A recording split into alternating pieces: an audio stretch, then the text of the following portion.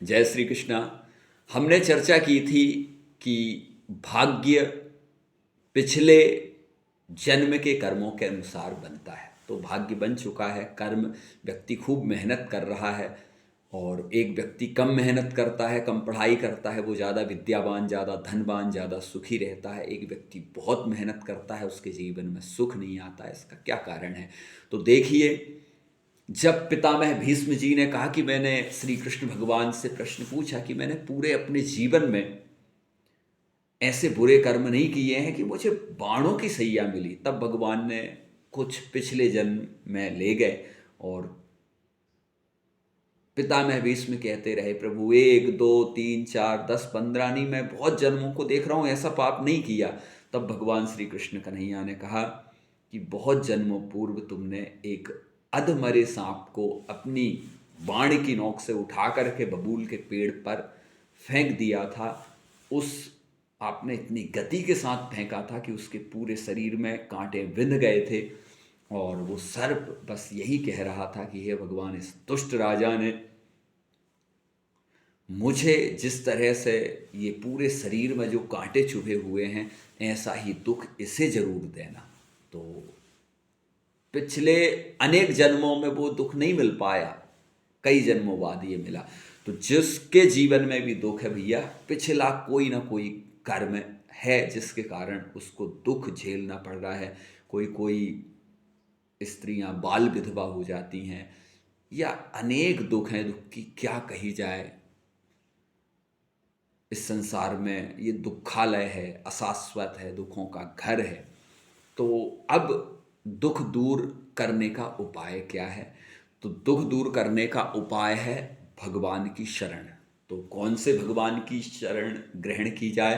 तो देखिए भैया, पहले तो एक पुराण पढ़ें तो एक भगवान में मन लगता है। एक गुरु जी के पास में जाएं जो राम जी के भक्त हैं, कोई कृष्ण जी के, कोई शिव जी के, कोई देवी जी के।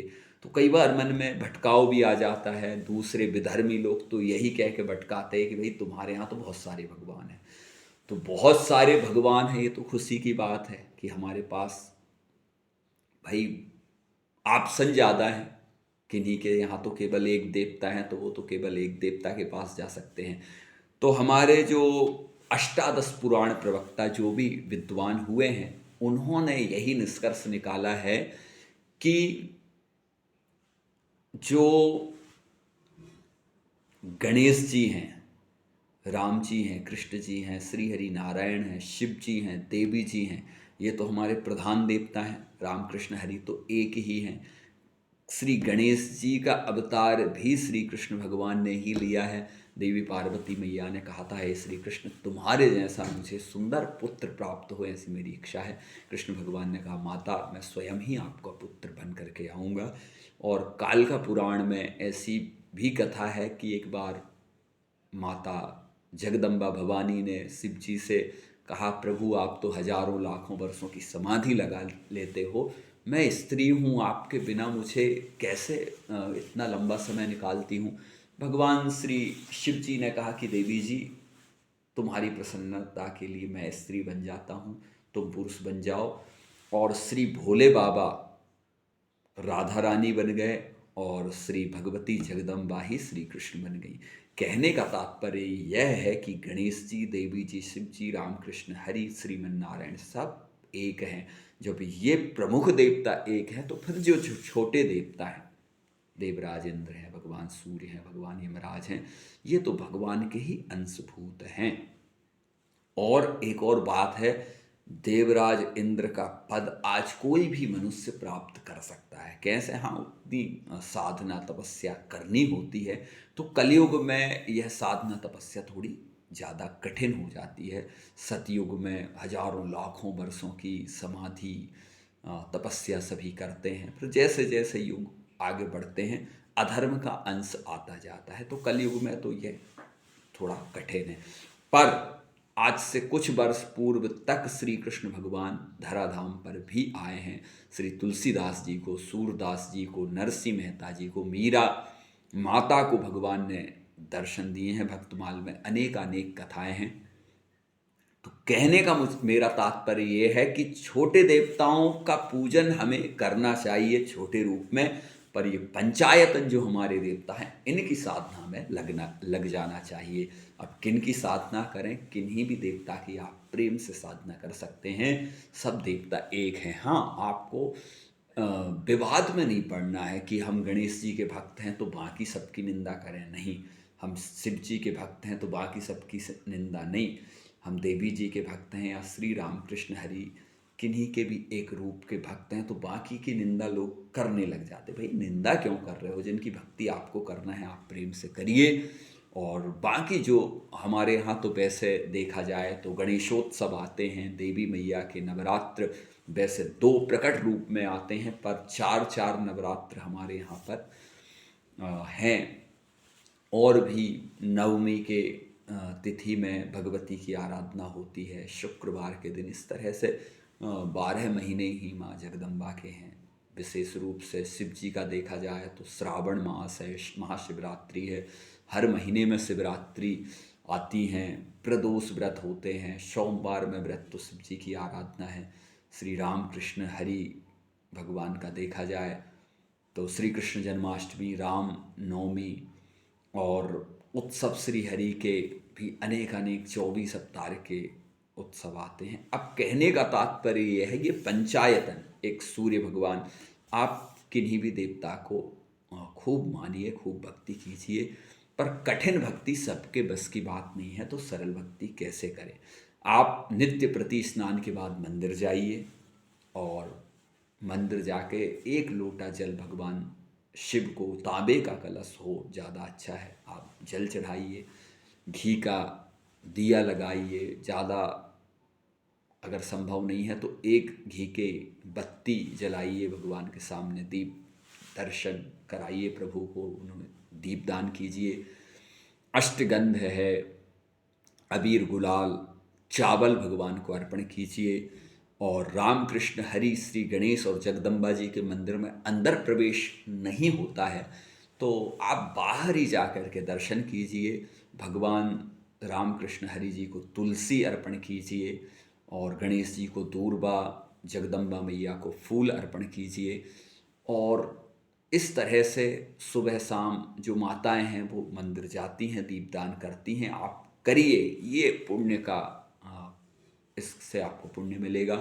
आजकल बहुत अच्छी सुविधा है, यूट्यूब पर आप सुबह शाम दोपहर रात्रि जब जितना समय मिले आप भगवान के भजन सुनिए, जिनके भी आप भक्त हैं। आप भगवान की कथा श्रवण कीजिए, निश्चित रूप से आप आधा 1 घंटा 3 घंटे जो आप समय निकाल सकें, जितना, जब आप 24 घंटे में जब भी आपको समय अनुकूल पड़ता है आप भगवान की कथा सुनिए। कथा भजन सुनने से सीधा भगवान के श्री चरणों में मन लग जाता है, और भगवान के चरणों में मन लगता है तो सारी समस्याओं का निराकरण हो जाता है। आप गंगा मैया, नर्मदा मैया, यमुना मैया, सरस्वती मैया, जो भी नदी, पुण्य पवित्र नदी हमारे पास में हैं, उनमें स्नान कीजिए और पूजन कीजिए नदियों का। गौ माता का पूजन कीजिए, गौ माता की परिक्रमा लगाइए, गौ माता को घास खिलाइए। और गौ माता के शरीर में सभी देवता निवास करते हैं। जब आप गोष्ठ में जाएंगे, परिक्रमा करेंगे, गौ माता की सेवा करेंगे तो गौ माता आपकी सारी समस्याओं को हर लेंगी। और इसके साथ में अगर संभव हो तो गणेश जी के 12 नाम हैं, सरस्वती माता के 12 नाम, दुर्गा मैया के 9 नाम, उनके 32 नाम, 12 ज्योतिर्लिंग के नाम, 28 नाम, श्री राम कृष्ण हरि भगवान नारायण के 28 नाम हैं, श्री कार्तिक जी के 28 नाम हैं, हनुमान जी के 12 नाम हैं, सूर्य भगवान के 12 नाम हैं, श्री शनि महाराज के 10 नाम हैं, लक्ष्मी माता के 10 नाम हैं, सरस्वती माता के 12 नाम हैं। तो सभी आप लेंगे, हो सकता है आप परेशान हो जाए, ना ले सकें कोई बात नहीं, आप गणेश जी, लक्ष्मी माता, जिनको धन चाहिए लक्ष्मी माता के नाम ले लीजिए सुबह शाम, एक बार, ज़्यादा संभव हो तो ज़्यादा। जिन बच्चों को विद्या की कामना है, सरस्वती माता के नाम स्मरण कर लीजिए।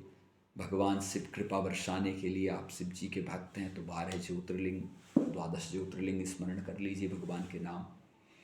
और आप जिनके भी भक्त हैं, हनुमान जी महाराज की भक्ति विशेष रूप से की जाती है। आप 12 नामों का स्मरण कीजिए। जो भी बड़ी भक्ति करते हैं तो भी अच्छी बात है, उतनी नहीं कर पाते हैं तो छोटी भक्ति कर लीजिए। भगवान निश्चित रूप से सारी समस्याओं को दूर करने का उनका प्रण है। अपने भक्तों पर कृपा बरसाने के लिए भगवान बैठे हैं।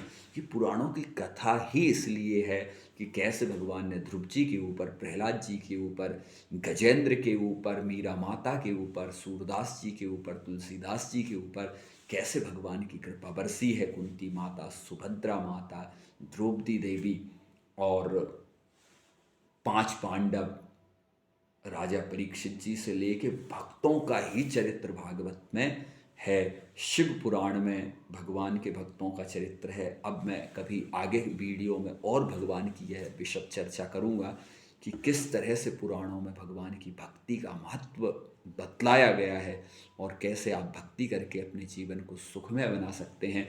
बस सबसे यही प्रार्थना है। देखिए, दुख तो जीवन में बहुत हैं, पर डट करके मुकाबला कीजिए दुखों का। किसी की पंक्तियां हैं कि दुख हमारे साथ बहुत दूर तक गए, गम हमारे साथ बहुत दूर तक गए, पर जब हम में ना पाई थकान तो वो दुख खुद थक गए। निश्चित रूप से आप पक्के हो जाइए और बहुत ज़्यादा कामना भगवान से, संसार से मत कीजिए। जितना दिया है भगवान ने उसमें खुश रहिए, कर्म करिए, मेहनत करिए, साथ में भगवान का आराधन करिए। भगवान कृपा बरसाने के लिए बैठे हैं। आप लोग सुखी रहें, यही मेरी मंगल कामना है। और इसके लिए मैं मार्गदर्शन हो, थोड़ा मैं पढ़ता रहता हूँ, मैं भगवान की कथाएं सुनता रहता हूँ। जब मैं मनुष्यों को, हमारे साथ वालों को देखता हूँ दुखी हैं तो मेरा मन थोड़ा दुखी होता है। क्या करूँ? तो बस यही एक माध्यम मिला कि वीडियो बनाऊं और इसके माध्यम से समझाऊं। अगर मनुष्यों का दुख दूर होता है और वो भक्ति में लगते हैं तो निश्चित रूप से ठाकुर जी की कृपा मेरे ऊपर भी होगी। और आप भक्ति करिए, भगवान आपके सारे दुख दूर करने के लिए कृत संकल्पित हैं। भगवान ने दुख दूर किए हैं, कर रहे हैं। और प्रदीप मिश्रा जी का आज जिस तरह से पूरे विश्व में डंका बज रहा है, इतनी जनसंख्या उनको मान रही है, उसका एक ही कारण है, उन्होंने विश्वास दिलाया है कि आप छोटी सी भक्ति करना तो शुरू कीजिए। देखो भगवान कैसी कृपा बरसाते हैं। तो इन ही शब्दों के साथ आपके ऊपर भगवान की खूब कृपा बरसे। आप भगवान के भक्त बनिए और साथ में कर्म करिए, आपको सफलता निश्चित मिलेगी। जय श्री राधे, जय शिव।